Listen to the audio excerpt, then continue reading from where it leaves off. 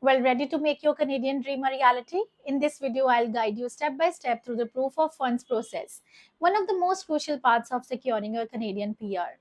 Having successfully navigated it myself, I am here to help you avoid the common mistakes and show you exactly what you need to get it right. Hi everyone, welcome back to Lead IELTS and Immigration. I am Parampreet and today I'll be sharing my personal journey on how I successfully provided proof of funds for my Canadian PR under the Federal Skilled Worker Program.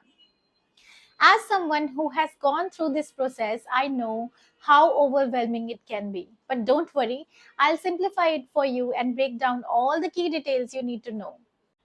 One of the key requirements for FSW candidates after receiving your ICA is showing proof of funds. But what exactly does that mean? And how should you prepare? I'll share everything you need to know from the forms of acceptable funds, how old the funds should be, and whether maintaining them is required throughout the process. Let's start with what proof of funds is.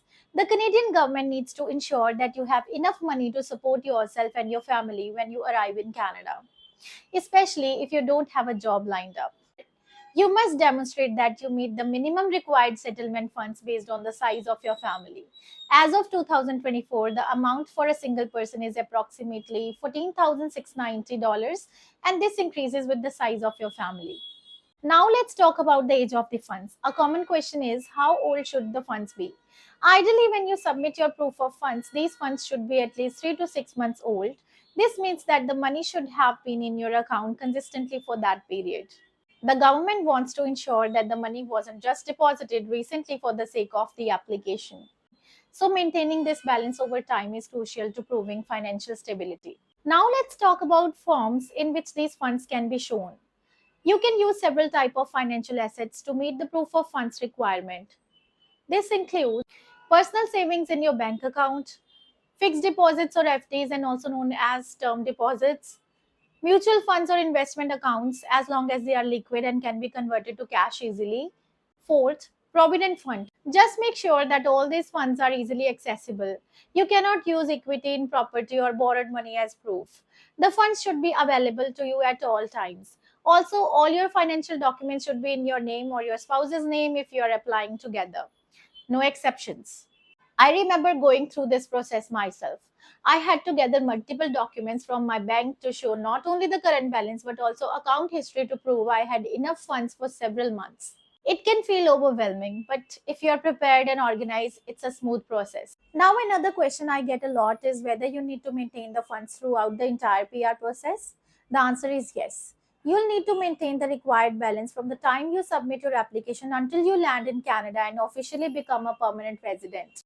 This is crucial because if needed, immigration officers can ask for updated bank statements at any time during the process, even at the port of entry when you arrive. Imagine being asked to provide updated proof of funds just before your landing and realizing your bank balance has dropped below the minimum required. This could delay or even jeopardize your PR. That is why it is so important to stay consistent. I know this might feel like a big commitment, but once you are clear on the requirements, it becomes easier to manage. I hope my experience helps you navigate your own PR journey smoothly. If you found this video helpful, please give it a thumbs up and consider subscribing to Lead IELTS and Immigration for more tips and updates on your Canadian PR journey. And don't forget to hit that notification bell so you don't miss out on any new videos. If you have any questions about proof of funds or any other aspect of your application, feel free to leave them in the comments below. I'm always here to help. Bye.